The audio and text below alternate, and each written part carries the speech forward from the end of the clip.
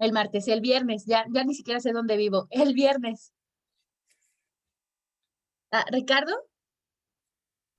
Nos quedamos en los problemas del gobierno de Madero y lo Ok. último fue que hizo el primer decreto hacendario en materia de petróleo e impulsó algunas reformas agrarias. Ok, como digamos que en la parte positiva, ¿no? En lo que sí pudo alcanzar a hacer. En la parte negativa, ¿qué es lo que le empezó a pasar a nuestro pobre presidente? Ay, el chat, el chat.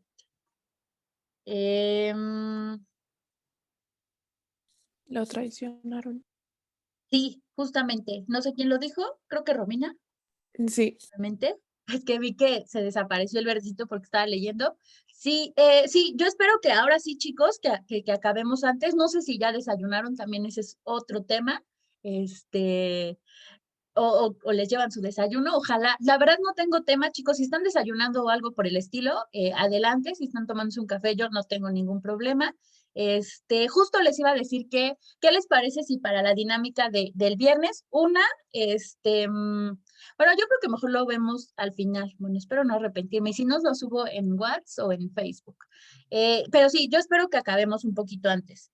Estábamos viendo que fue muy manipulable. Yo creo que más bien pecó de ingenuo, creyó que realmente con el cambio en el ámbito político era suficiente, que se podían mantener las instituciones, porque también vimos que no, pues no quitó a la gente del poder. Justamente estoy releyendo a El Príncipe de Maquiavelo, porque lo tenemos que entregar mañana para control, y dice algo interesante sobre esto, ¿no? Que para garantizar el éxito, me voy a ver muy, este, muy maquiavélica, ahora sí en el sentido estricto de la palabra, pero que para que realmente garantice el éxito el soberano, acuérdense que él escribe pensando en los principados, debes eliminar a todo lo anterior, ¿no? Sobre todo si conquistas un nuevo, no, bueno, él lo plantea mucho en este sentido, ¿no? Pero tratémoslo, bueno, me llama la atención porque creo que me siento que es muy ad hoc a esta reflexión sobre el gobierno de Madero, eh, que si conquistas un nuevo territorio, debes exterminar casi todo el legado anterior o ver o si adapta, o más bien si mantienes las instituciones anteriores, debe ser muy inteligente para adaptarlas a lo que tú necesitas, ¿no? Y que no se te salga de control. Creo que lo que le pasó a Madero fue todo lo contrario. Él es un clásico ejemplo de lo que no debió haber hecho el príncipe, de no confiar tanto en las estructuras viejas del poder, porque justamente lo que dice el príncipe, pues es que estas se pueden revelar en tu contra, y es lo que pasó. En efecto, el golpe de Estado contra él creo que revela esta parte, y que quizás, bueno, a lo mejor en ese entonces, no sé, imagínense si Madero hubiera sido más estadista en términos políticos, a lo mejor se hubiera mantenido en el poder. ¿Y qué hubiera pasado entonces con la Constitución del 57? Es decir, acuérdense que en realidad tampoco es que, por ejemplo, el proyecto constitucionalista con Carranza, pues traía esta idea de la reforma, sino es hasta que se da cuenta que no puede ganarle a las otras facciones para poder instituir este proyecto de nación. Pero creo que me estoy adelantando porque igual van a decir, ¿de qué nos está hablando? No hemos llegado ni siquiera a la lucha de facciones, seguimos con el gobierno de Madero, entonces mejor me voy a aguantar. No sé si alguien quiere hacer un comentario sobre el gobierno de Madero de manera general. Ahorita estamos como en el contexto interno. Vamos a pasar justamente a la dimensión internacional de su gobierno, pero no sé si alguien quiera comentar algo. Además que ahora es uno de los mártires de la democracia en el gobierno actual. Ya ven que es muy mono parte de esta imagen institucional o de gobierno que ahorita trae nuestro gobierno, pues justamente está Madero. Pero bueno, ¿no? ¿Nada? ¿Todo bien? A ver, siempre se me olvida el chat. Madero no logró asimilar la realidad social del país, ya que la población exigía un cambio radical e inmediato, y Madero solo buscaba el cambio mediante las instituciones y viejas estructuras. Sí, me parece pertinente tu comentario, Cristian, porque es como les decía, eh, es esta reflexión del si hubiera, ¿no? Si hubiera él consolidado el poder político, que es donde le va a llegar el golpe, irreal el golpe, ¿qué hubiera pasado en términos de esto, ¿no? De los cambios sociales que demandaba la sociedad. Es decir, bueno, por ejemplo, Zapata y Orozco van a levantarse en contra de Madero porque consideran que no fueron escuchadas sus demandas, ¿no? Entonces, quizás la lucha revolucionaria hubiera adquirido un matiz más social, más radical, como tú bien lo planteas, y y y a lo mejor por ahí le hubiera llegado también una cuestión de inestabilidad, ¿no? Se hubiera mantenido a lo mejor sí ya era el momento, como ahorita está pasando bueno, más bien pasó en Chile, ¿no? Fue tanta la presión social, fue más bien la presión social la que permitió este cambio radical en la Constitución. Habrá que ver en qué momento México a lo mejor también va a despertar de un hartazgo social y va a exigir este cambio a nuestra Carta Magna, ¿no? Porque también los constitucionalistas están muy orgullosos de la Constitución y de su preservación a lo largo del tiempo, es decir, desde el 17 hasta ahorita ya cumplieron 100 años, es la primera Constitución que cumple 100 años en México, y se mantiene, ¿no? Pero ¿cuál ha sido el precio de mantener a esta Constitución, ¿no? Si realmente la debemos cambiar. Por ahí vería el comentario de un colega que justo decía, deberíamos estarla cambiando, ¿no? Y los constitucionalistas te dicen, no, o sea, ha funcionado, es tal el trabajo, la brillantez de la Constitución del 17 que sigue actual en estos momentos y se adapta muy bien a la realidad nacional. Habrá que ver si no más bien surge a partir de esta presión social y no tanto política,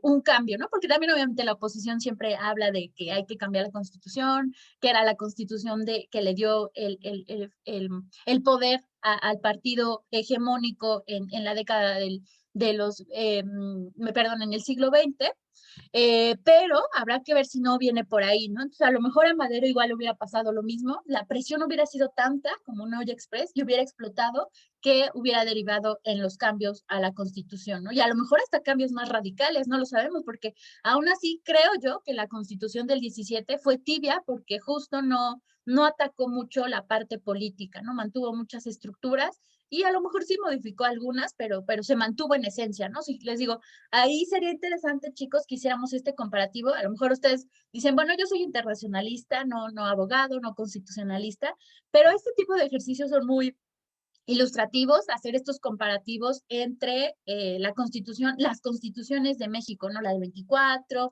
las constituciones conservadoras, la del 57, la del 17, pues para ver en qué ha cambiado, ¿no? Y qué tanto hemos sido reformadores o revolucionarios en nuestras leyes. Pero bueno, después de este preámbulo, gracias a los que se animaron a participar en esta primera parte de la mañana, Em, y recuerden, este fin tienen que subir su tarea, ¿eh? Así que yo espero que ya para estas alturas hayan hecho las lecturas correspondientes. Se mueven mis notas, perdón. Voy a proyectar la presentación. Aquí está.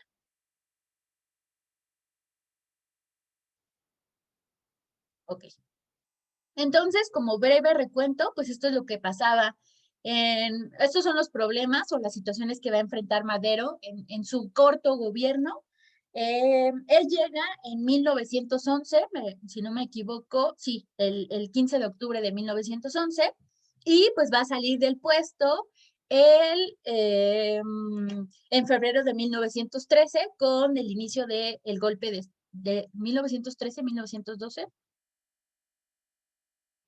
¿Cuándo es la decena trágica? Espero no equivocarme. A ver, sí, 1913. Sí, sí, sí, sí. Entonces, ya propiamente la dimensión internacional del gobierno de Madero, lo que ahora sí ya nos ocupa y que les invito, chicos, también, no desprecien los estudios históricos de la política exterior, quizás no como lo propone la doctora Gaitán de revisar personajes o perfiles, también es interesante, ¿no? Recordar las hazañas de todos estos personajes que estuvieron detrás de la Secretaría de Relaciones Exteriores, que fueron los diplomáticos que gestionaron los grandes conflictos de México con el mundo, pero también como el análisis de estos periodos históricos, ¿no? Entonces, no descarten si, por ejemplo, a alguien le gusta el derecho internacional privado, pues puede pensar en estudiar, lo pienso también para sus temas de tesis, porque ya a partir de ahora sí ya es un tema que yo considero ya deberían estar pensando. si les gusta el derecho internacional público, pensar en en los casos de arbitraje de México y a lo mejor analizar uno, ¿no? En la historia de México, en la actualidad, cómo se encuentra ese arbitraje, si se solucionó o no, cómo se solucionó, y ver su historia, ¿no? Por ejemplo, no sé si se acordarán que en el repaso del Porfiriato, justamente veíamos el caso del arbitraje del chamizal, y ya les compartí el texto, digo, un poco baja la calidad, o bastante baja la calidad, porque lo hice desde fotografías de mi celular, pero en esencia ahí está como las ideas de lo que implicó el arbitraje de esto, ¿no? Y que inició con la incorporación de México en las conferencias de La Haya, en donde se instaura esta figura del arbitraje y en donde los países pues se supone tendrán que llevar a resolver sus casos o conflictos, ¿no? Y uno de los más polémicos, y sobre todo porque pues es uno de los temas que ha estado presente, la definición de la frontera mexicana con Estados Unidos, pues va a ser el caso del chamizal, que ya estaba presente desde el Porfiriato y que a lo largo de, más bien que durante el gobierno de Madero, vuelve a surgir esta situación, la resolución de este caso. Eh, es en este periodo, en el de Madero, como lo dice ahí, el 15 de junio es cuando se establece la resolución final sobre este caso de arbitraje, eh, que, en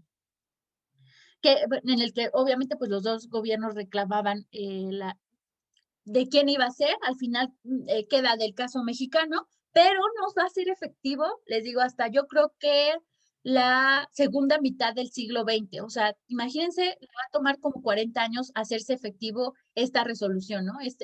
La resolución de este caso.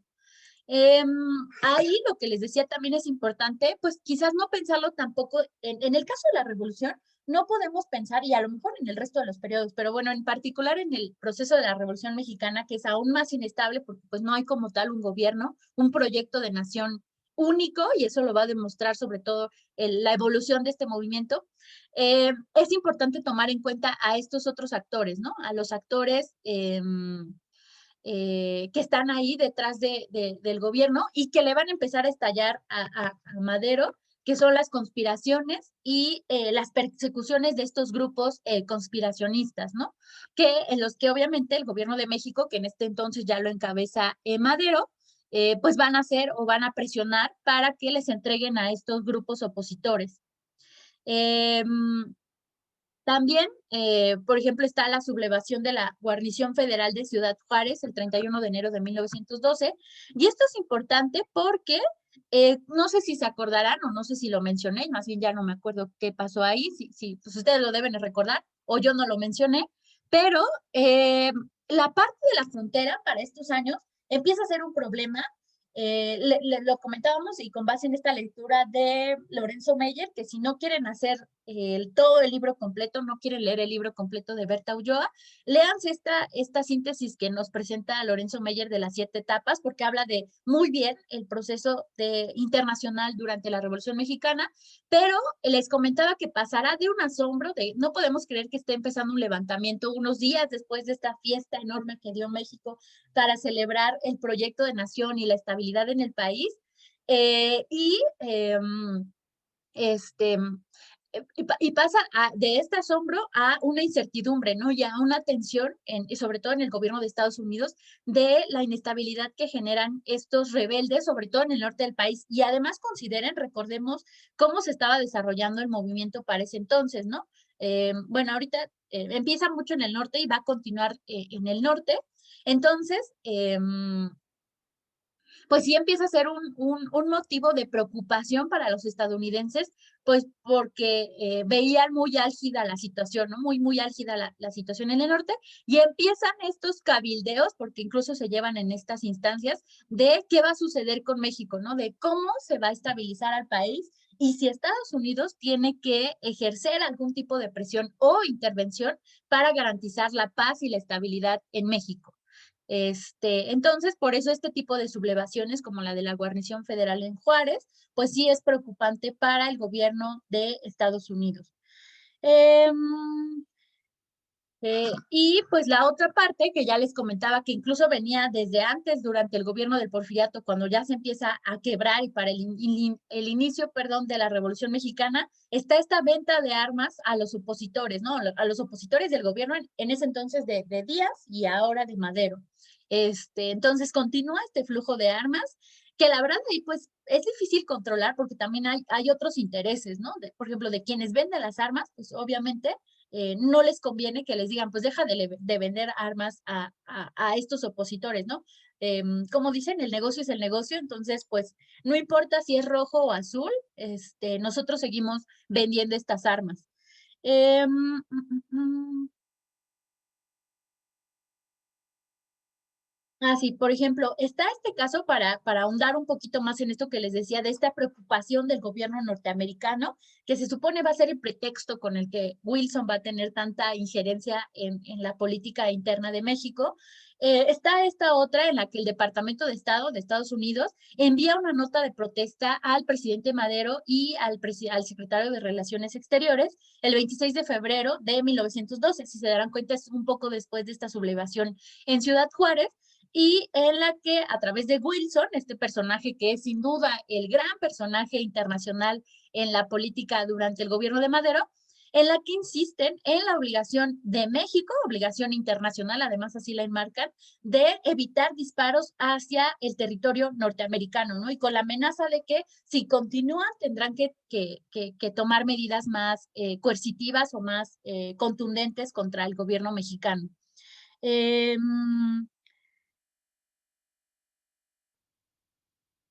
Eh, eh, eh, em, Sí, eso sería como, creo que a grandes rasgos.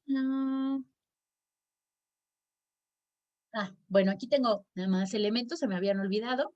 Y en general, no solamente del gobierno de Estados Unidos, sino me parece que de otros gobiernos, sobre todo europeos. Recuerden, aquí es importante hacer estas conexiones, ¿no? ¿Cuál era la situación de los extranjeros o de lo extranjero en México durante el Porfiriato? Que va a explicar mucho esta parte, por ejemplo, de las exigencias de protección de propiedades y ciudadanos extranjeros. Porque no solamente, a ver, les decía, la revolución, imagínense un movimiento armado, remontémonos, imaginémonos, transportémonos a este proceso histórico, pues ustedes cómo imaginan una revolución armada, ¿no? O sea, no es tranquila, no es pacífica, es arrasadora. Y obviamente, por ejemplo, para obtener recursos para poder obtener estas armas en contra del gobierno, pues ¿de dónde las van a sacar? O sea, ¿de dónde van a sacar este dinero los revolucionarios? ¿O con base en qué van a estar sosteniendo el movimiento? Sobre todo bases económicas, no tanto de gente, ¿no? Porque pues eso nos queda claro que por la afiliación del movimiento, o sea, si eras campesino y te decían que te iban a apoyar, pues creo que ahí estaba la explicación. Pero la parte económica, creo que hay algo en el chat, pero no sé por qué no me deja verlo. A ver, voy a dejar de compartir. Si quieres se lo leo, profesora. Dice que, bueno, Vianney pone saqueo y yo puse lo mismo y luego puse que en realidad fue como confiscación del ejército, de los Ok, ejércitos. sí, muchas gracias. Sí, justamente esta parte de, pues obviamente eran saqueos y ahí en los saqueos, a ver, ustedes, y otra vez repensemos en esto, ¿no? Si son revolucionarios, pues ¿a poco se van a estar fijando de, bueno, es que a ellos no hay que hacerles nada porque son extranjeros? Al contrario, y además porque ya existía hasta cierto punto este sentimiento muy nacionalista, muy exacerbado. Hay autores que postulan que la figura de Villa a lo largo de la historia mexicana, incluso bueno, de nuestro legado mexicano contemporáneo, reivindica mucho la imagen de Villa o es muy querido entre la población mexicana porque representa muy bien este sentimiento anti-extranjero, ¿no? Que es la gran figura que reivindicó a México ante Estados Unidos, ante la gran potencia. Pero en ese entonces todavía Estados Unidos no era lo que es ahora. Ustedes también recordarán o deberán estar teniendo presente a lo largo de esta revisión histórica, pues en qué situación se encontraba el mundo, ¿no? Este es el ejercicio que al final quiero ver también en su trabajo de investigación, de conocer qué estaba pasando en el mundo en este entonces. Y para este entonces, pues Estados Unidos ya estaba en expansión y tenía estos deseos expansionistas en América sobre todo, pero todavía no era la gran potencia, ni siquiera una potencia como tal, ¿no? Pero a lo mejor ya le tenían miedo por ahí los europeos y los japoneses, o quién sabe, porque pues sí les resultaron bastante rebeldes estos últimos, pero... pero ya estaba como este sentimiento contra lo extranjero, ¿no? Y a lo mejor eso motivaba hasta cierto punto, pues estas exigencias de, más bien de terminar con todo lo extranjero. Entonces, pues cada vez crece más esta preocupación de que el movimiento armado continúa, porque también ese es un punto, ¿no? Si se supone que el objetivo de Madero era llegar al poder, o más bien consolidar el proyecto político, pues se suponía que se iba a terminar el movimiento armado. Lamentablemente, pues se dan cuenta que no es así, los movimientos armados van a continuar y pues no, crece esta preocupación por, ¿y nosotros qué, no? ¿Quién nos va a proteger? ¿Quién nos va a dar garantías de que nuestras cosas van a estar bien? También es importante, y esto ya seguramente lo saben, les digo, no puedo entrar al chat, pero si me pueden leer sus comentarios, más bien, o si hoy pueden participar un poquito más, o si Sofi, que la estoy viendo, Sofía Rivera, que la estoy viendo aquí entre los chicos que están conectados, o Ricardo, o Romina, que están en esta primera lista, me pueden ir leyendo, estaría increíble, ¿vale?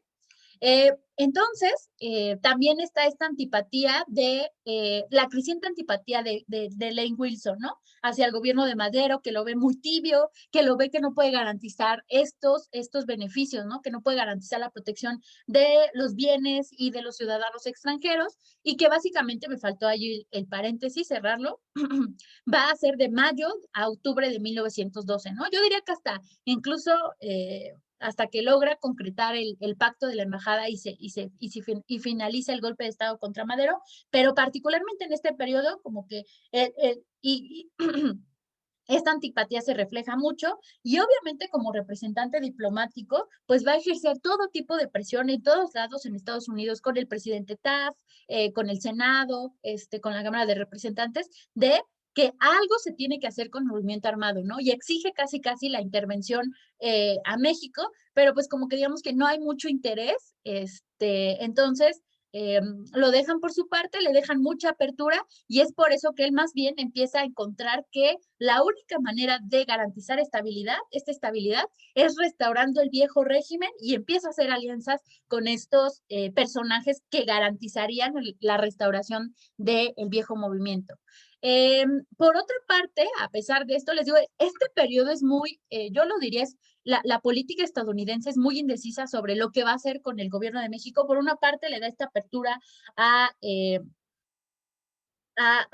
Wilson, pero por otra sí empiezan a surgir estas preocupaciones, ¿no? Más bien se empiezan a hacer latentes, ¿no? A través del presidente también de Estados Unidos y de su secretario o el Departamento de Estado en especial, empiezan a enviar estas notas de presión de que debe hacer algo el gobierno de México para garantizar esta protección.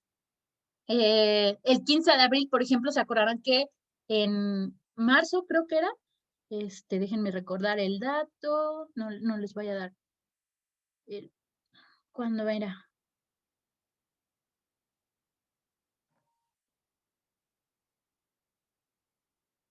No, sí, era la de abril, perdonen, me estaba equivocando, me estaba regresando. Y por su parte, obviamente el gobierno de Madero pues va a tratar de garantizar que todo está bien, ¿no? Que sí se les va a dar estas garantías de protección a los intereses y las propiedades y ciudadanos extranjeros. Eh, pero también empieza a crecer mucho esta preocupación de qué está pasando y es que quiero encontrar esta parte. Tengo muchas notitas, perdónenme, chicos. Porque es que es lo que motiva estas invasiones.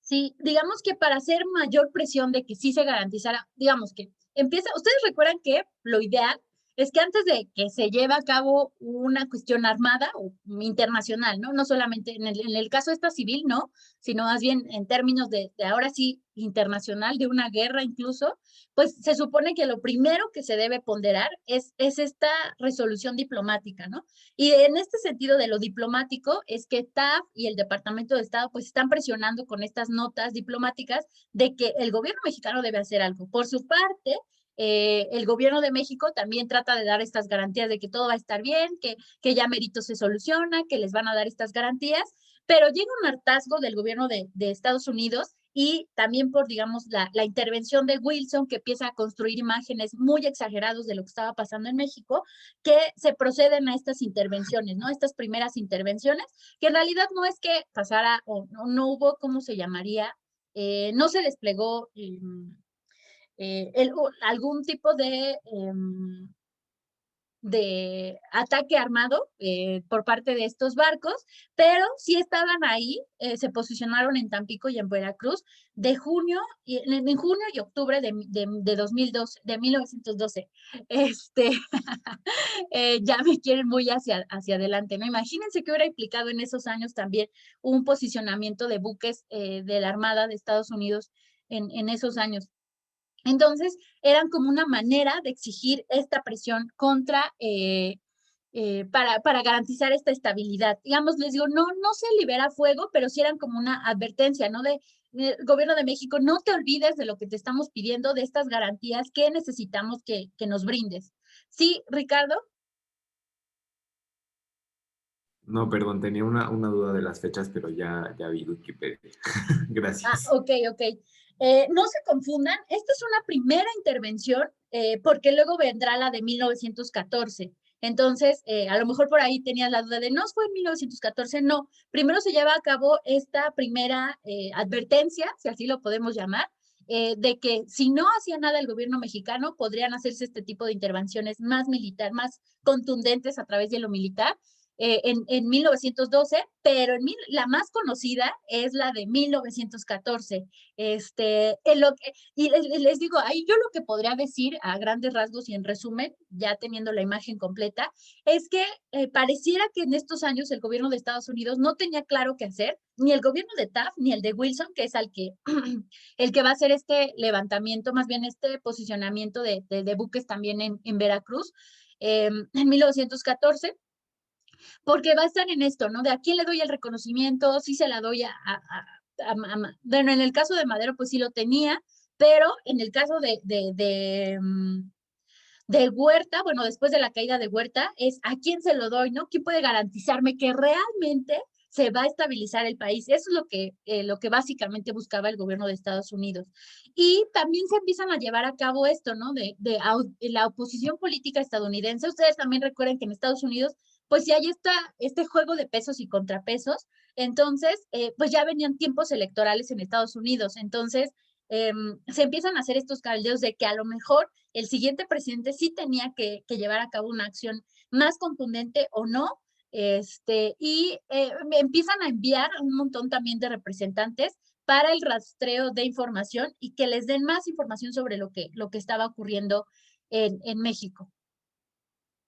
Bien, entonces, con esta imagen de lo que estaba pasando, ustedes verán, el gobierno de Madero le toca enfrentar, pues, la inestabilidad política o más bien social que aún perdura, como ustedes ya lo decían, pues existía ya tanta esta presión social por un cambio que Madero no la va a saber manejar y entonces le empiezan a estallar o continúa el movimiento armado, perdón, surgen más líderes, eso también sucede, surgen más líderes en el marco de la Revolución Mexicana y en el ámbito internacional va a sufrir las presiones de Estados Unidos por dar solución y garantías de protección y respeto a las propiedades y ciudadanos estadounidenses, aunque también la garantía de que el gobierno de México pues se va a estabilizar, ¿no? No les convenía tener un gobierno rebelde o más bien violento en la parte de abajo de su territorio.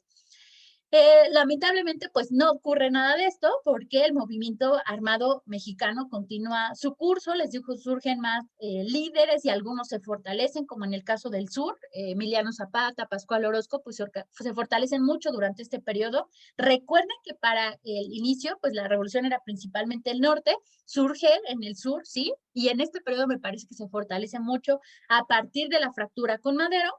Y pues esto debilita, como ya lo decían al principio de la clase, debilita mucho a Madero y por tanto, pues ocurre este golpe de Estado, porque él, a diferencia de otros, pues iba a caer por un golpe de Estado y se instaura el famoso gobierno de Victoriano Huerta, que va de 1913 a 1914. Y me parece que el caso de Victoriano Huerta es porque también la naturaleza que adquiere su gobierno no le ayuda. Él sí era, a diferencia de Madero, pues un hombre fuerte de la élite porfirista, pero se va a debilitar por todas las acciones que va a hacer pues para concentrar el poder.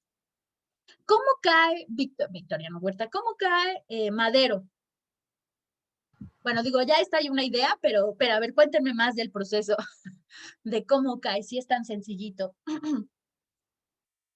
Y déjenme buscar un libro mientras me cuentan. A ver, no sé si hay alguien. Aquí está. Ah, sí, Ricardo. Pues Lalo ya nos había contado como la vez pasada que lo arrestan y luego lo fusilan junto con José María Pino Suárez me parece que fue en la Ciudadela. Y bueno, pues así, ¿no? Se muere y ya no puede ser presidente. Pues ya no le queda de otra, creo. No podemos tener un presidente muerto. Ok, ¿alguien más que quiera comentar sobre este golpe de Estado contra Madero? Digo, está la esencia, sí, lo aprenden, lo fusilan, pues obviamente no puede continuar, pero ¿qué más? ¿Qué más? ¿Qué más? Sí, Arturo, ahora sí no se me olvida. No se preocupe, profesor, es que por alguna razón no puedo poner mi nombre, pero bueno. Ya sé. Creo que una de las... algo importante que se tiene que mencionar es que el golpe de Estado contra Madero fue sumamente brutal. Entonces esto hace que varios líderes revolucionarios, incluso si no estaban de acuerdo con Madero, estuvieran todavía menos de acuerdo con Victoriano Huerta por la forma en que lo habían sacado del poder, ¿no? O sea, el mismo Zapata, que ya se había levantado en armas contra Madero, no duda en seguir con las armas contra Victoriano Huerta porque reconoce que es una amenaza todavía mayor de lo que sería Madero, ¿no? Entonces, creo que esta parte es importante resaltar porque Victoriano Huerta se echa a todos los líderes revolucionarios en su contra justo por la forma en que depone a Madero, con esa brutalidad. Sí, a ver, ya se están animando a participar, eso me da mucho gusto. Eduardo, ahorita yo redondeo el comentario para ya dar paso a este tema, pero Eduardo. Sí, hola, buenos días. No recuerdo mucho de Madero, pero sí recuerdo que fue, creo que lo aprenden como en la noche y se lo suben a un coche, y ya se lo llevan a la Ciudadela, a la penitenciaría, y cuando llegan ahí al estacionamiento de la penitenciaría, lo bajan y lo obligan a firmar su renuncia. Ahí literalmente la firmó sobre el cofre del coche, eso no se me olvida, que firmó su renuncia ahí encima del... Y ya después de que él, bueno, recuerdo, es que mi profe nos ponía los videos de Clio, creo, los que son de... Sí, son muy buenos, entonces sí se me quedaron algunas cosas que antes de que bueno, lo arrestan a él y a Pino Suárez, y se despide de Felipe Ángeles, que fue siempre como su mano derecha en lo militar. Y ya, o sea, lo secuestran, le dan su levantón, se lo llevan en el coche, lo sacan en la penitenciaría, lo obligan a firmar sobre el cofre su renuncia, y luego le disparan, lo fusilaron, le disparan en la cabeza, y a Pino Suárez creo que le dieron más balazos, no sé por qué. Y ya, una vez muertos, me acuerdo que en la prensa mexicana nunca dijeron que había sido asesinato, sino que según ellos habían sido atacados por un grupo armado. O sea, nunca dijeron que fue asesinado por Félix Díaz, ni que fueron asesinados así como a propósito, sino como que dijeron que ellos habían sido sorprendidos por otro grupo armado no identificado. Ok. ¿Alguien más que quiera hablar sobre el golpe de Madero? Creo que, a ver, lo comentaba en la sesión pasada, alguien lo dijo, que no es muy conocido el gobierno de Madero, o sea, como que no entramos tanto en detalle, ¿no? Como que se sabe que inició la Revolución Mexicana, bueno, y quién sabe si en ese entonces él consideraba que era una revolución. Les digo, ¿no? Yo creo que él nunca dimensionó que iba a convertirse en una revolución de estas magnitudes. Eh, es lo que le reconocemos. Y esta otra parte, ¿no? Su muerte y el golpe, si es que bien nos va. Y digo, quizás no tan a detalle el golpe, pero sí al menos que lo obligaron a firmar la renuncia y que lo mataron, ¿no? Y por eso creo que se ha convertido en, y se llama así, ¿no? Creo que así lo refieren tal cual, el mártir de la democracia, porque esto es lo que él buscaba establecer, ¿no?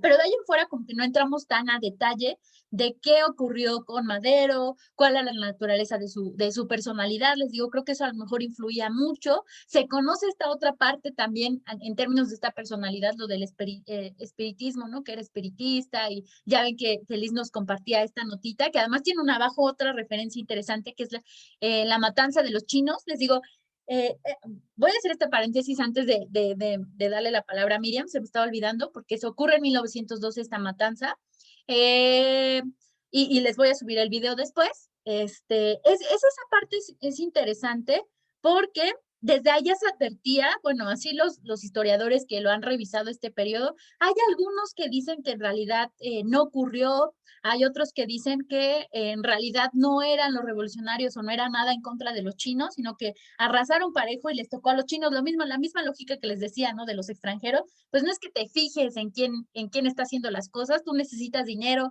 estás muy emocionado por el levantamiento, que no te fijas a quién te llevas entre las patas, y pues a lo mejor ahí se llevaron los chinos. Veía un video justo que proponía que no era así, ¿no? Que no hay que martirizar tampoco tanto a este suceso, pero lo que es un hecho es que mataron este grupo de chinos y ha marcado al menos un capítulo en la historia, ¿no? De que a lo mejor ya existía este sentimiento contra lo extranjero, y los chinos eran en particular un grupo que casi lo voy a decir así, se daba a odiar, ¿no? Porque la forma en la que los venden es que robaban el trabajo a las personas, y se va a exacerbar este odio contra este grupo de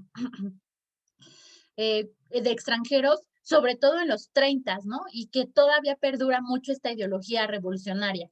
Pero bueno, no voy a entrar al detalle de los 30, solo mencionar que en el marco del levantamiento armado durante la etapa maderista ocurre esta matanza. Miriam y luego Zaira. Hola. Bueno, creo que también, no sé si ya lo mencionaron, pero no recuerdo si fue antes o durante la decena trágica, la firma del pacto de embajada, que creo que también fue importante porque, bueno, estaba leyendo como para lo que toca el viernes, y decía que en un principio lo que se planeaba era que Félix Díaz fuera quien quedara como presidente, pero después Huerta se fue haciendo el poder, entonces pues bueno, ya eso es como después. Lo que creo que es rescatable es que entre los golpistas quedaron de acuerdo para hacer como lo que iba a pasar después de que Madero fuera asesinado y pues ya no fuera el presidente, porque no podíamos tener un presidente muerto. Ok, creo que ahora sí, ya van a recordar que llegó, que él inició la revolución, que sufrió este golpe de estado y que un muerto no puede ser presidente. Creo que esa es la siguiente lección que les dejará este periodo. Va, ok, Zaira, perdonen si bromeo luego con estas cosas, pero creo que siempre hace más ameno, más bien, perdón si uso muchas referencias burdas o algo simples, pero una, me gusta el humor simple, y dos, creo que es más ameno llevar así la dinámica, ¿no? Que decirles, a ver chicos, díganme la fecha en que ocurrió el pacto de la embajada, a ver chicos, vamos a recordar el nombre completo de Francisco y Madero. Creo que eso es más tedioso, ¿no? Y es como nos han enseñado la historia tristemente, cuando puede ser más fascinante. Zaira. Ah, sí. Sí me escucho bien, ¿verdad? Porque tengo problemas de conexión.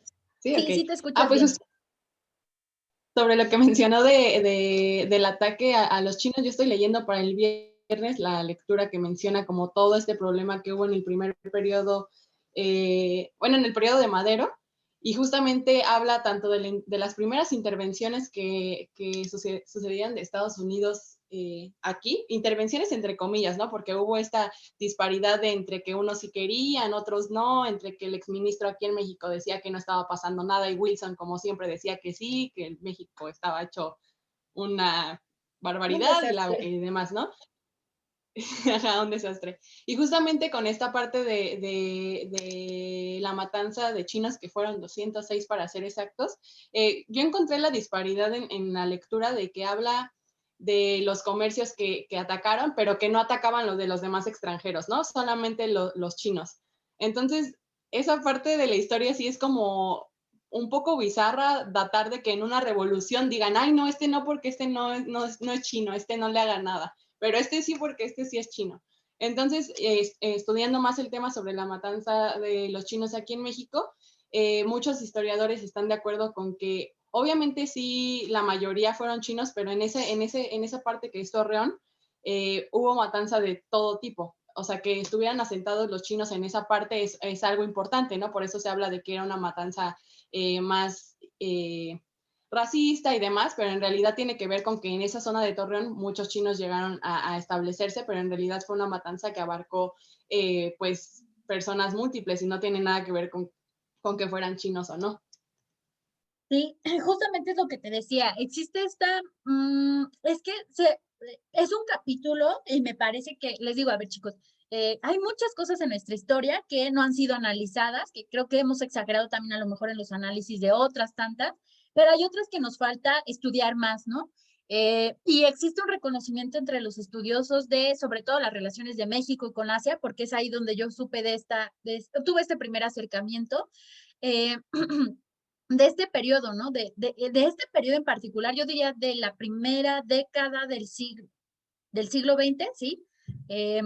Sobre la cuestión de lo asiático en México, porque por una parte van a estar los chinos, primero este momento escabroso de sí los mataron porque eran chinos, no, porque se remarca mucho, como tú bien lo dices en las narrativas, el número de personas que murieron, porque no se dice, por ejemplo, seguramente también mataron un montón de estadounidenses, pero no se dice cuántos, ¿no? Y en el caso de esta matanza sí se dice, según yo son 306, porque justo en el video que les voy a compartir dice más de 300, entonces son 306, tampoco es que sean más de 300, 350 o algo así. Se marca mucho el número y la nacionalidad, ¿no? Y se hace este énfasis de la naturaleza del chino, ¿no? Que era comerciante, lo mismo que ya conocemos, ¿no? Pues que les gusta el comercio, les gusta hacer dinero, como los judíos, ¿no?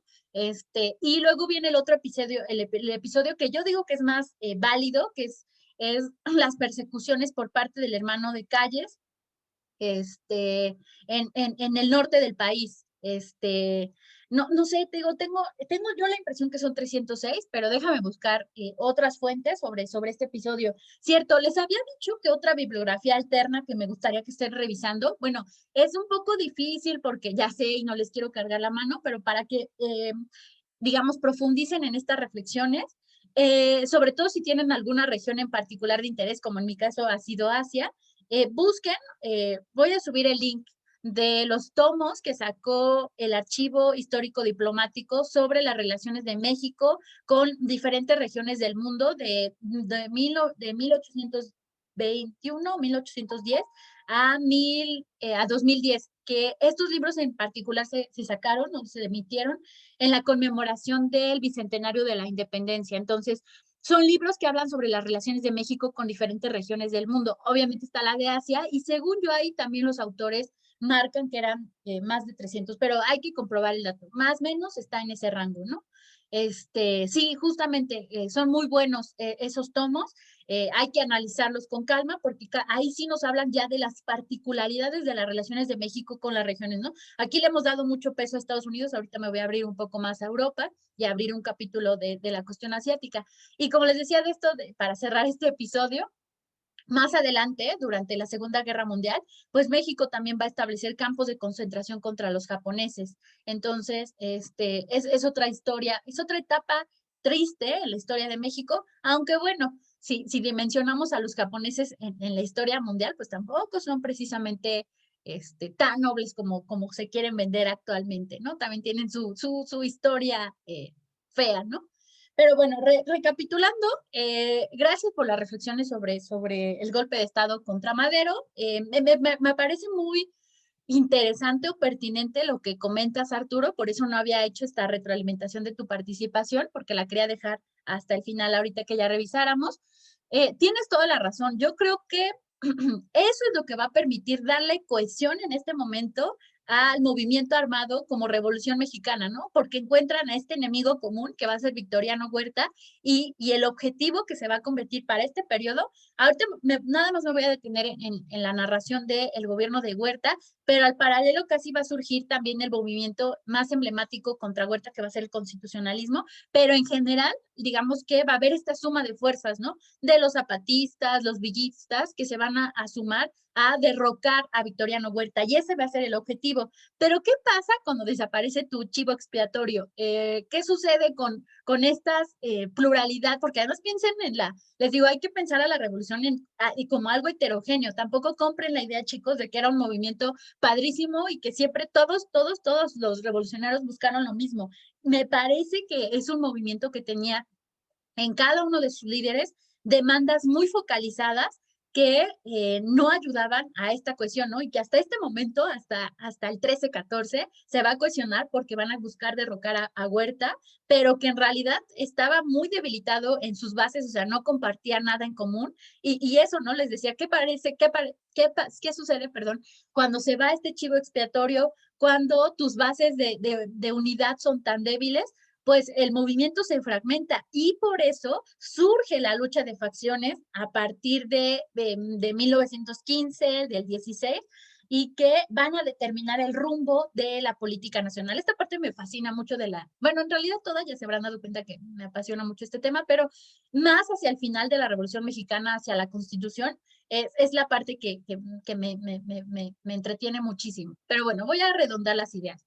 El golpe de Estado se produce a partir de un hecho que se los incluí muy maldosamente en el examen que les hice, el mini examen de la decena trágica, porque si bien sabemos que Madero fue depuesto del cargo a partir de su encarcelamiento y fusilamiento, como que no tenemos muy claro a partir de qué fenómeno, ¿no? Y este fenómeno sí tiene un nombre en la historia de México, este golpe de Estado, y es conocido como la decena trágica. Esta decena trágica, como lo dice su nombre, es un momento de alta violencia en la Ciudad de México, sobre todo porque aquí se encontraba residiendo el presidente de la República, en la Ciudad de México durante 10 días. Por eso es que es la decena trágica, o sea, para que tampoco se quiebre la cabeza. Quizás podremos ubicarlo un poquito después, porque todavía siguen pasando cositas después del 19 de febrero, pero básicamente la historia nos marca que la decena se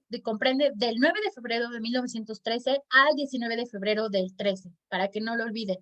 Yo no lo olvido porque además lo relaciono con el cumpleaños de mi abuelita, que es el 19 de febrero, entonces no sé por qué hice esa relación, pero bueno, ya se me quedó. Inicia como todo golpe de Estado, ustedes saben que la naturaleza debe ser un levantamiento por parte de los militares. En ese entonces, el general de Madero, el general Manuel Mondragón, va a iniciar este levantamiento apoyando a quienes apoyaba el levantamiento armado, a quienes iba a poner en el poder o quiénes eran los que estaban ahí detrás de. Bueno, creo que ahí está la respuesta. No les hice sufrir mucho. ¿Quiénes eran? ¿Y por qué? ¿Qué me cuentan de estos personajes? Ricardo. Pues Félix Díaz, sí, es que no me acuerdo si era como el sobrino o el primo de Sobrino. Porfirio, el sobrino de Porfirio, y Bernardo Reyes era como su mejor amigo.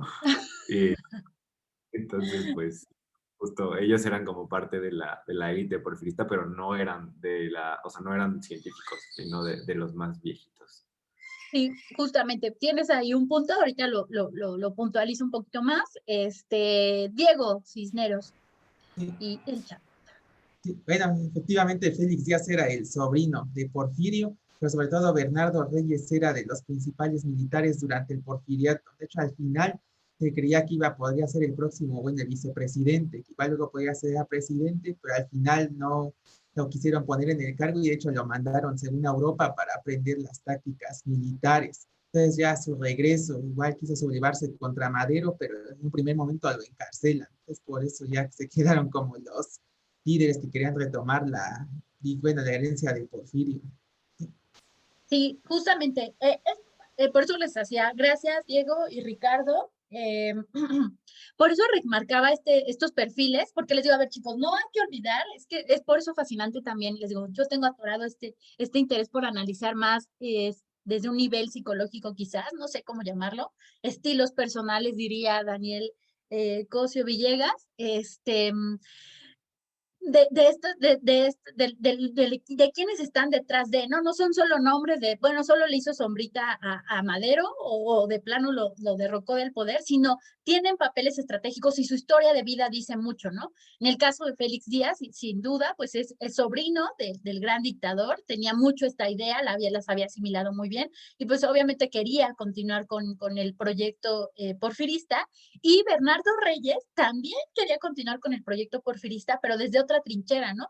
Él tiene un perfil interesante porque es uno de los hombres que se fortalece en el poder en el norte, sobre todo, también es uno de los chicos del norte que se fortalecen durante el porfiriato. Recuerden que una de las regiones que va a presentar un gran dinamismo o crecimiento económico va a ser el norte del país, ¿no? Me parece que sí, desde ahí a lo mejor hasta podríamos marcar estas divisiones entre el norte y el sur mexicano, ¿no? Que no solamente existen en términos de lo internacional, que existe el norte global y el sur global, sino también yo creo que en México tenemos mucho esta parte y yo creo que el porfiriato fue un momento que marcó esta división. Y él era uno de estos personajes, ¿no? Y además, como dicen, no era, como bien lo mencionaba Ricardo, no era del perfil de los científicos, porque siento que en la historia oficial nos dicen, hacia la década, perdón, insisto con décadas, hacia el siglo XX, el grupo que se fortalece es la oligarquía de los científicos, ¿no? Y nos hacen vender la idea, o nos venden la idea de que todos eran científicos y todos buscaban lo mismo, ¿no? Que era este grupito en el poder que quería mantenerse por y para siempre a través de Porfirio Díaz. Y no, cuando uno revisa con más detalle, se da cuenta incluso que hay fragmentaciones en la élite porfirista y entre ellos, por ejemplo, estaba Bernardo Reyes, que también compitió en las elecciones, recordarán, me voy a regresar, que se llevaron a cabo estas elecciones extraordinarias en octubre de 1911 y ahí el gran opositor era justamente Bernardo Reyes, ¿no? Y alguien lo mencionó en la clase pasada, que Félix Díaz, dentro de estos opositores, recordando esta parte, sí, de las persecuciones y de la venta de armas a opositores, lo veíamos, ¿no? Muchos de los movimientos de opositores para los gobiernos de Díaz y de Madero se llevan a cabo, se desarrollan en el norte del país. Uno de ellos fue el de Félix Díaz, efectivamente, también, y que intenta hacer este levantamiento, que falla y que es encarcelado, pero como alguien lo decía muy bien la clase pasada, no recuerdo quién lo mencionó, Madero le perdona la vida, ¿no? O sea, ay, bueno, ya no lo va a volver a hacer, ¿y cuál? O sea, él emprende el golpe en la decena trágica, pero bueno, y sí, ahí lo ideal era que Félix Díaz era quien iba a ocupar el poder, ¿no? Sin embargo, Victoriano Huerta empieza a adquirir relevancia en este escenario. Bernardo, y no queda de otra, porque justamente como lo establece esta narración de los hechos, Bernardo Reyes va a morir en la toma de Palacio Nacional, donde es encarcelado Madero. Y Madero me parece que tenía que ir a negociar algo con el movimiento del sur. Entonces le dice como, te encargo el changarro, no recuerdo si iba a Cuernavaca o a Cuautla, alguna de estas ciudades emblemáticas de la Revolución Mexicana en el sur. y le dice a Huerta, ¿no? Tú te quedas a cargo y porfa, pues acaba con este levantamiento. Y entonces se produce este hecho emblemático en las relaciones internacionales, sí, yo diría relaciones internacionales de México, que es el famoso Pacto de la Embajada. No recuerdo quién lo comentó ahorita de su presentación, de su participación, que justo está haciendo esta lectura. ¿Qué es el Pacto de la Embajada? Sí, Víctor o Hugo, no sé qué prefieres. Sí, los dos nombres están bien. Si mal no recuerdo, es un pacto que justo se firmó durante la decena trágica. Creo que, bueno, unos días antes del 19, bueno, según yo fue el 18 de 1913. Ajá. Y es justo, también se conoce como, creo que el Pacto de la Ciudadela. Sí. Y se firmó en la Embajada de México con Estados Unidos. Justo también aquí se da ya perdón, lo firmaron Félix Díaz y Victoriano Huerta, justo para desconocer el gobierno de Madero. Y también aquí se da en la Embajada de Estados Unidos, y aquí también podemos ver justo la colaboración, ¿no? de Estados Unidos durante este periodo. Eso es todo lo que yo recuerdo. No sé si alguien más quiera complementarlo. Ok, muchas gracias, Víctor.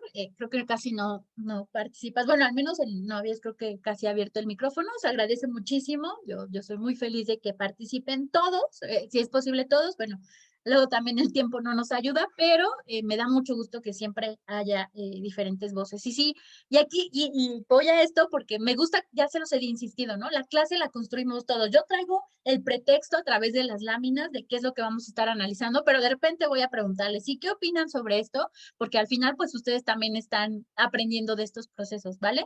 Entonces, sí, tienes las ideas generales y ocurre, yo diría, en el marco de la decena trágica. Les dije, la decena va del 9 al 19, justo en estos días, es que en el 18 se lleva a cabo este acto canalla, que es el Pacto de la Embajada. Ok, Romina nos dice en el chat, lo nombra jefe de la plaza y Huerta se une a los rebeldes, exactamente. O sea, por eso este es el acto que más se odia en la historia de México. Bueno, los que conocen un poquito más de historia de México y son muy nacionalistas o adoran a Madero, este acto lo condenan muchísimo. No sé si alguien quiera más profundizar sobre el Pacto de la Embajada, sobre todo si ya están haciendo las lecturas para la tarea, pues ahí también se hace mucho esta referencia. Pero no sé si alguien quiera comentar algo más. A ver, vamos a hacer una cosita. Dar participaciones arbitrarias, o más bien asignarlas. A ver si están. Erika, Sí, aquí estoy. ¿y tú qué opinas del Pacto de la Embajada? No, pues como lo dijo mi compañero, pues es algo antinacionalista, ¿no? Porque bueno, en este caso Huerta traiciona a Madero. Y bueno, Madero le había confiado, como usted lo dijo, el changarro, para pues para mantener al país en orden, ¿no? Y el hecho de que lo traicionara, pues hace a que haya todavía, bueno, se nota esta lucha del poder, el querer el poder de una manera más como fuerte. Y yo creo que eso sería todo. Ok, no se pongan nerviosos, chicos, tranquilos. Aquí es escuchar sus voces, ¿no? Todos tenemos una opinión respecto o a lo mejor decir, yo no considero tan canalla porque la verdad era algo que se merecía el gobierno de Madero por no haber dado las garantías de estabilidad que se le exigían, ¿no? Todas las opiniones son válidas. Ok, pues vamos precisando. Romina. Que es en la embajada donde Henry Lane Wilson les da como chance de que ocupen el lugar, como de, pues aquí se pueden reunir y podemos firmar todos. Como el sitio, lo veo como el lugar de reunión para poder firmar tranquilos un acuerdo de que están en contra de Madero. Exacto, sí, totalmente. Por eso es que, a ver, chicos, ahí también les pude haber lanzado la pregunta de por qué se llama el Pacto de la Embajada. Ya Romina nos acaba de la respuesta. les decía, ¿no? Por eso les digo, hay que construir la historia y verla siempre, o sea, traerla no verla de manera lineal, eso, sino más bien traer siempre este recuerdo de qué estaba pasando antes, ¿no? Porque si lo vemos de manera lineal, ya habíamos superado esto de que Lane Wilson cada vez odiaba más a Madero o le caía mal, pero el gran hecho que representa esto de ya estoy harto de este gobernador inepto, si así lo podríamos planear, porque hasta seguramente así lo ponía a Madero, va a ser el pacto de la embajada. Y justamente el territorio de la embajada es donde se van a reunir los conspiradores o los golpistas, en el caso de Huerta, que se va a unir, como ya lo bien referían hace rato, y Félix Díaz, ¿no? Y ahí se trama lo que va a ocurrir una vez que quiten a Madero del poder. Y se define seguramente la estrategia, ¿no? De vamos a encarcelarlo y quién sabe si se definió que lo iban a fusilar. Y si no, pues qué crueles fueron con ese final, ¿no? Eso sí no se lo discuto, de que fue un final muy, muy cruel para Madero. Bueno, y en realidad creo que todos los revolucionarios terminaron muy mal por andar en este negocio. Carlos, ya te iba a decir por tus dos nombres.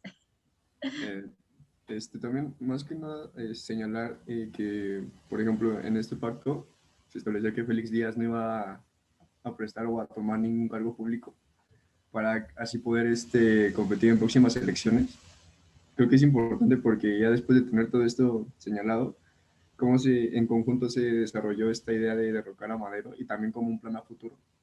Entonces, se me hace muy, muy importante señalar esto.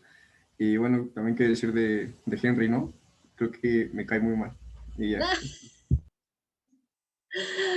A mí, yo lo pongo, no sé, también como que, bueno, ahí sí me gana mi nacionalista muy mexicana y sí digo, ay, perdonen la expresión, era un maldito que nada más estaba esperando la oportunidad para intervenir de esta manera, pero también creo que los elementos le ayudaron, ¿no? Existían muchos enemigos contra Madero, él era muy blandito y los perdonaba. Si hubiera, no sé, fusilado a Félix Díaz, por ejemplo, pues no hubiera habido alguien que le hiciera sombra, Huerta lo hubiera temido, no sé, ¿no? Ya saben, esto se hubiera, pero lo que les decía en la sesión pasada, ¿no? La verdad sí admiro como diplomático todo este activismo, porque otros podrían decir, la verdad, mira, a mí me valen estos asuntos de este país, no me interesan.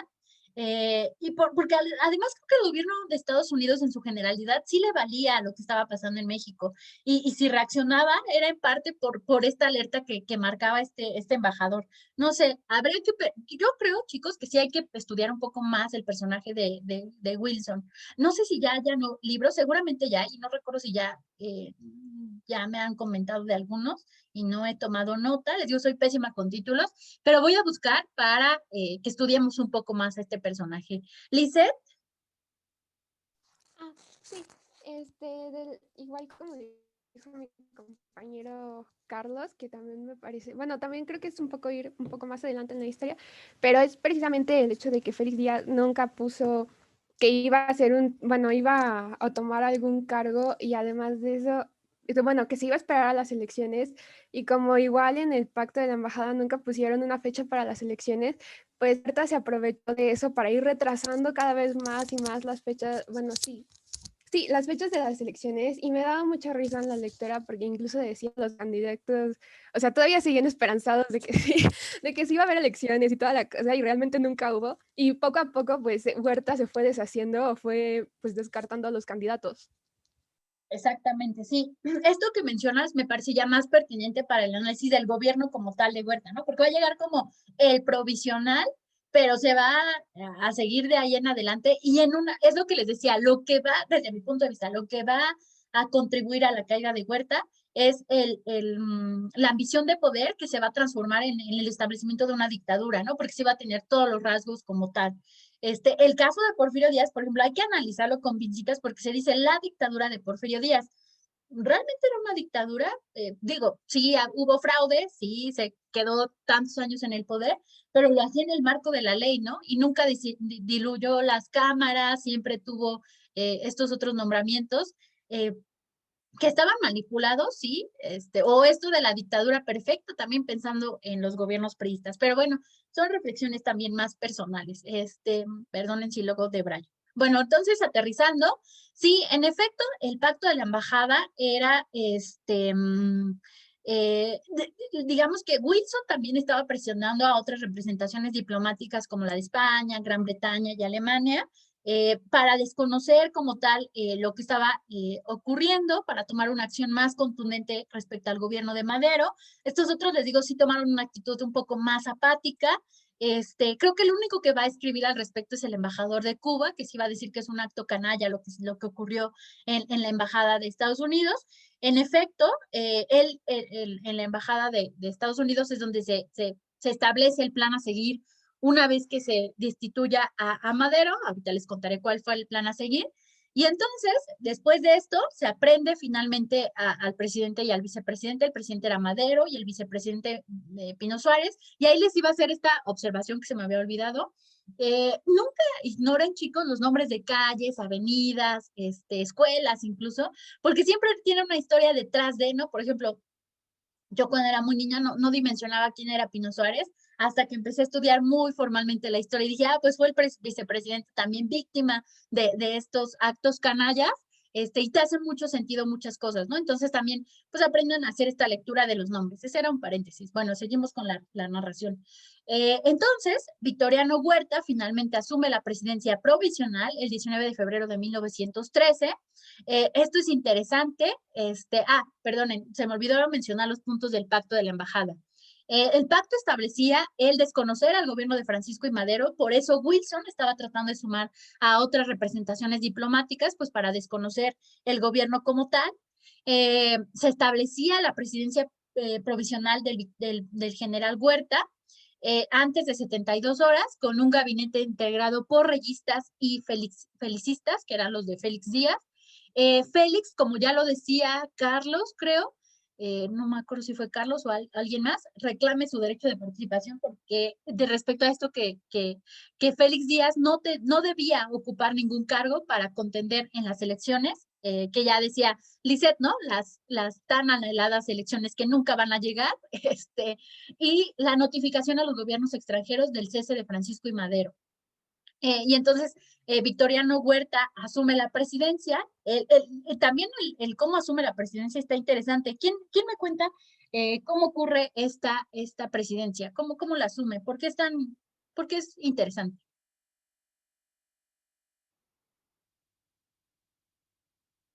¿No se acuerdan? A ver, Lisette. Ay, bueno, yo tengo entendida que cuando tomó él se instaló en el gabinete el 13 de febrero el 19 de febrero, perdón. Y se supone que, poco a poco así su gabinete estaba formado por esto, como usted había dicho, por los felicistas, y a estos felicistas poco a poco también los fue descartando, fue deshaciéndose de ellos, hasta que tomó bien la presidencia, creo que el 16 de julio de 1913. Y bueno, ahí cuando fue tomando su presidencia, fue bastante, curioso porque se desintegró, se deshizo del Congreso de la Unión, disolvió la Cámara de los Diputados y subordinó por completo al Poder Judicial, aparte de que agarró muy fuerte o tomó mucho la parte militar y hizo que creciera el ejército. Entonces, y esta parte en la que fue retrasando bastante las elecciones, en general, para octubre ya era por completo un gobierno dictatorial. Sí, justamente, sí, me gusta. Creo que tú, Lisette, vas a convertirte en la historiadora de Huerta. Ya tienes la imagen de lo que va a suceder después, y sin miedo al éxito. Hay que analizar también a estos personajes odiados de la historia de México, porque les digo, nos pueden decir mucho para entender la realidad actual. Así que está bien, pero lo que tú comentas ya es tal cual el gobierno de Huerta, ¿no? Pero yo quiero que me hablen en particular de este 19 de febrero de 1913. Miriam. Creo que ese es como uno de los jajas más conociditos de la historia de México, porque fue cuando Pedro Lascurain ya lo pusieron, fue presidente por 45 minutos, porque renunció Madero y pasó a Lascurain, y luego Lascurain hizo a Huerta ay, no me acuerdo qué cargo le designó, pero al renunciar Lascurain ya pasó directamente a Huerta. Sí. O sea, necesitaron pues intermedio. Exactamente, ese era el dato que necesitaba, chicos. La presidencia más corta en México. Digo, ya sé que el siglo XIX está lleno de estas presidencias de unos cuantos meses, de unos cuantos años, pero esta es la más corta de la historia, ¿no? Porque solo dura 45 minutos y básicamente fue para darle este cargo que yo tampoco recuerdo cuál va a ser. Y con esto asume finalmente la presidencia provisional, que se va a consolidar ya con la historia que nos comentaba muy bien Lisette. Y finalmente, pues a pesar, les digo, no es suficiente con quitarle el poder y aprenderlo, sino que finalmente el 22 de febrero de 1913, Madero y Pino Suárez son asesinados. Entonces, así termina esta historia. Entonces, respecto a este punto, déjenme ver. Sí, digamos que en este contexto, recordarán que nuestra historia de la parte internacional nos habíamos quedado como en estos años. Entonces, lo que va a ocurrir para hacia el pacto de la embajada y el golpe y la instauración del gobierno de Huerta, pues empiezan estas intrigas que ya les comentaba hace ratito cuando les estaba narrando la parte del pacto de la embajada, esas intrigas de Wilson ante las representaciones de España, Gran Bretaña y Alemania. Madero todavía en un intento por tratar de calmar las tensiones, sobre todo estas tensiones que estaba generando el embajador Wilson, pues va a mandar estos comunicados, ¿no? Les digo, ya son varios, también es que no confíen en que solamente fue uno, fueron varios, ahí por eso es muy importante el trabajo de archivo, chicos, para que revisen todas las notas diplomáticas que se envían en este tipo de situaciones. Una de las tantas, pues Madero va a telegrafiar a Taft, a su homólogo, reiterándolo, ¿no? Que sí va a ocurrir esta protección a los estadounidenses, que lo aguarden. Sin embargo, pues Wilson por su parte ya cada vez está más insistente de que se debe intervenir. No le hacen caso, como les decía, no lo pelan en el lado estadounidense. Y por eso lleva a cabo esta negociación, esta intervención en el Pacto de la Ciudadela, que ya lo comentaba alguien muy bien, o Pacto de la Embajada. Y ocurre esta presidencia interina muy corta de Pedro Lascurain, que si no me equivoco era el secretario de Relaciones Exteriores, ya no me acuerdo si era o no, por 45 minutos. En este sentido, respecto a qué estaba pasando con otras potencias durante el gobierno de Madero y hacia la caída del mismo, Gran Bretaña sí tenía ciertas simpatías por el gobierno de Madero, sin embargo también pues va a tener esta preocupación por sus propiedades e intereses, y acuérdense que en este contexto pues se va desarrollando reformulo la idea, inicia o continúa el desarrollo del auge petrolero, ¿no? Que era muy importante para esta segunda revolución industrial y que conforme avanza la carrera armamentista y las tensiones en Europa, pues empieza a adquirir un valor muy estratégico. Esta parte es interesante, creo que esta la ha estudiado mucho Lorenzo Meyer, la historia del petróleo mexicano, de momento no recuerdo algún libro, yo sé que sí está ahí la referencia, déjenme la busco o la puntualizo.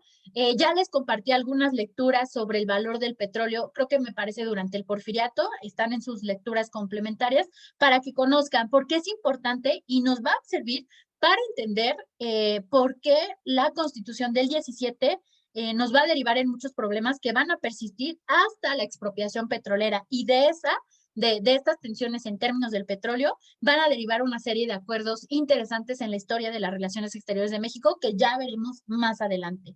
Pero no lo olviden, chicos, la parte estratégica del petróleo, y que la Revolución Mexicana, pues aunque está este movimiento armado, va a continuar. Por parte del Caribe, les decía, esta denuncia, los otros como un papel, los otros diplomáticos, perdón, con un papel más apático a lo que está ocurriendo ante la decena trágica.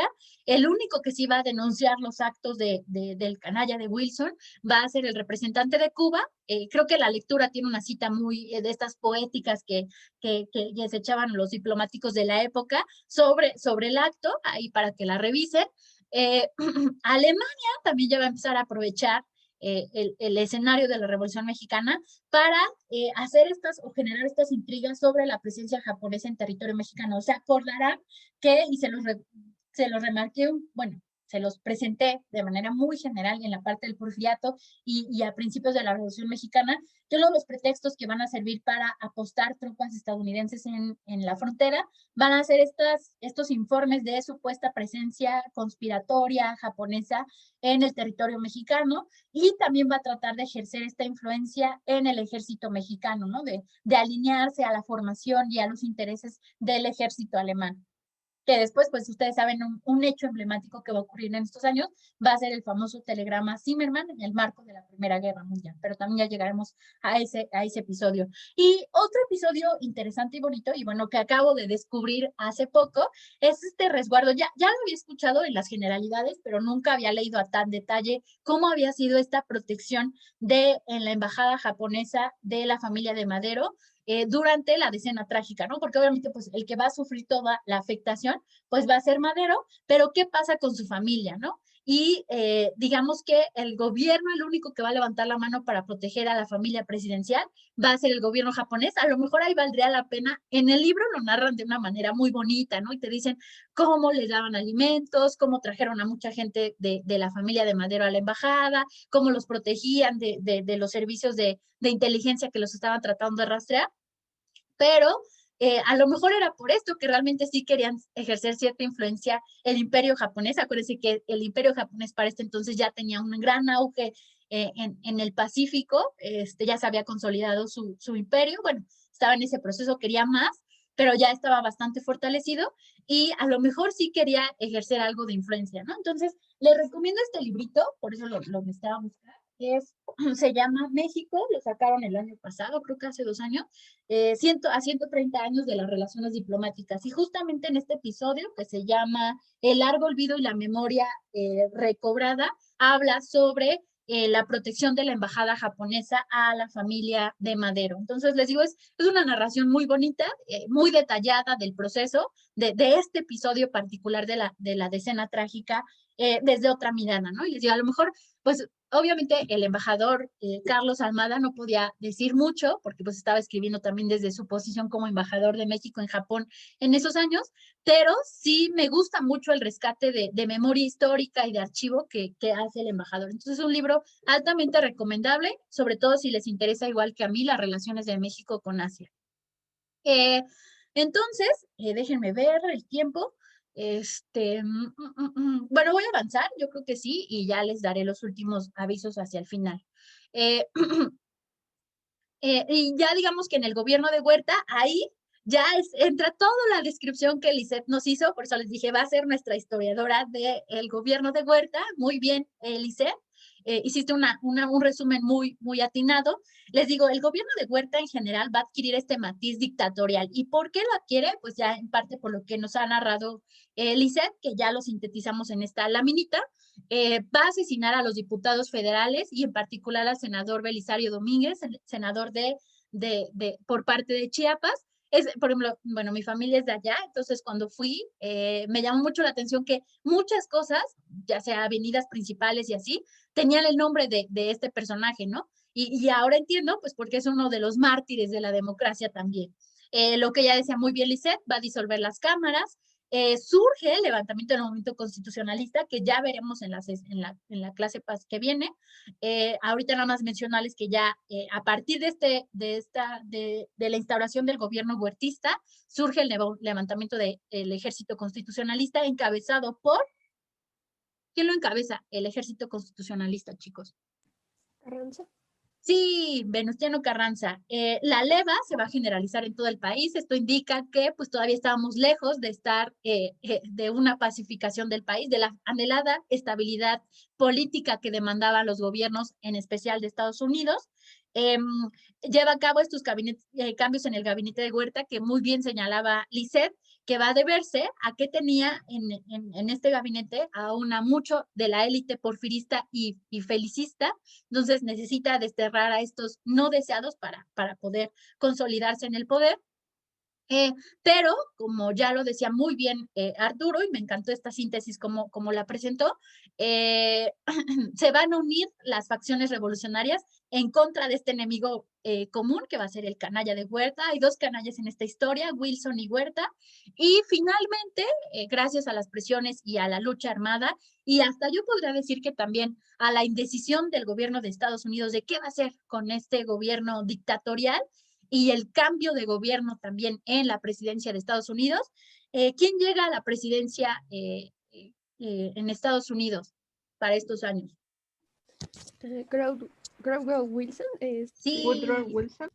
Sí, exactamente. Este idealista, que también consideran algunos idealista de la democracia, va a llegar al poder, y eso no va a ayudar tampoco a que Huerta se mantenga en el poder, y finalmente va a renunciar y exiliarse, y va a salir exiliado del país.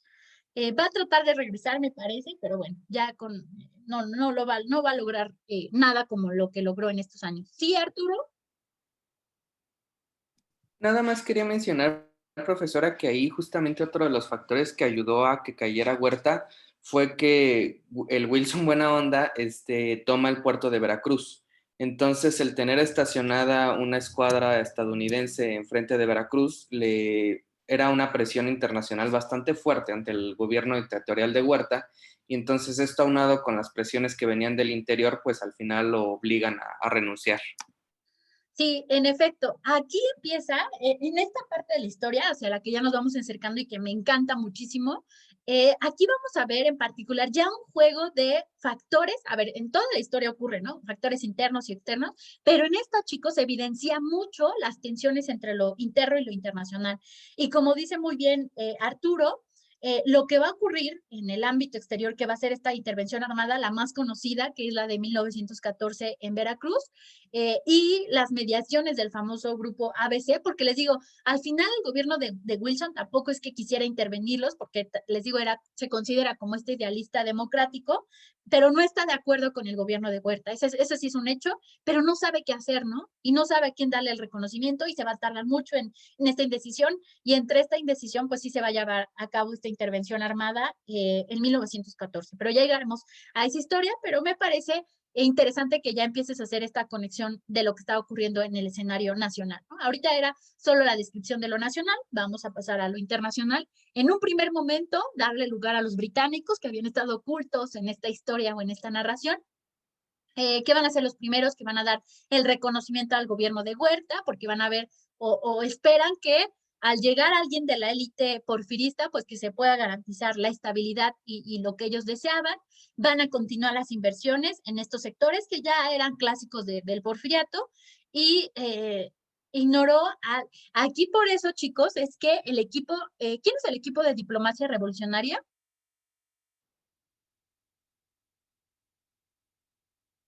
¿Nadie? Justo somos nosotros. Ah, mira, qué bien, Arturo. Aquí por eso, chicos, ese tema, por eso lo marqué. Todos los temas tienen una razón de ser, no me lo saqué de la manga le gustaron a la profesora. Este en particular es interesante, la diplomacia revolucionaria. Van a encontrar muchos textos al respecto, porque empiezan estos enviados. Ustedes, a ver, la revolución no era un estado como tal, no era como la república itinerante de Juárez, y lo intentó ser, ¿no? A través del Plan de Guadalupe, pero bueno, no era en su forma, o sea, no era Carranza el presidente designado como lo era Juárez, que sí tuvo que salir a itinerar porque llegó el imperio o la invasión francesa, pero sí hay esta representación diplomática, si así la podemos llamar, ahora que ya la diplomacia es más flexible, que en estos años que era más tradicionalista, de estas representaciones del movimiento en el extranjero. Entonces Carranza va a enviar a este personaje, y además no un personaje cualquiera, es José Vasconcelos, que va a ser uno de los grandes personajes que van a impulsar el desarrollo educativo y cultural de México en el México postrevolucionario. Entonces, por eso es que quiero que el equipo de diplomacia revolucionaria nos enseñe quiénes eran estos representantes, cuál era el propósito de la diplomacia revolucionaria y qué lograron con ello, ¿no? Y en qué lugares se posicionaron, porque en el caso de Gran Bretaña, pues lo que vemos es que no hubo éxito, ¿no? O sea, no ignoraron a este representante. va a continuar este interés, les decía, por el petróleo mexicano, y hago énfasis para que entiendan los siguientes procesos que analizaremos, y van a empezar a caer otros reconocimientos, ¿no? Va a reconocer el gobierno de Alemania, Francia, España. La Alemania, les digo, en las guerras nunca hay, y sobre todo en venta de armas no hay partidos, entonces no te puedes alinear a uno u otro. Alemania va a seguir vendiendo armas tanto a Huerta como a los constitucionalistas, y en 1913 Huerta obtiene un crédito por parte de franqueros franceses e ingleses. Yo creo que me quedaré aquí para que la siguiente clase ya entremos de lleno a la intervención, porque aquí otra vez el papel de Estados Unidos es estratégico. Además, ya con el gobierno de Wilson va a adquirir estos matices, ya en parte lo que ha referido muy bien Arturo sobre la intervención en 1914 y las mediaciones que también alguien ya comentaba en la sesión pasada. Y analizaremos pues ya en esta, yo creo que aquí ya lo que haré es a lo mejor presentarles mi texto sobre este tema.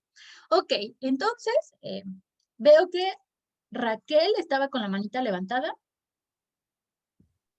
Sí, solo quería mencionar en eso de la parte de Gran Bretaña, que en la lectura de mediaciones externas menciona que en un momento llegaron a ver a Huerta como el único que podía llevar al restablecimiento y al orden dentro del país, porque consideraban que podía proteger a los británicos en el país y eliminar a los disidentes, y así proteger sus intereses petroleros y las inversiones que tenían.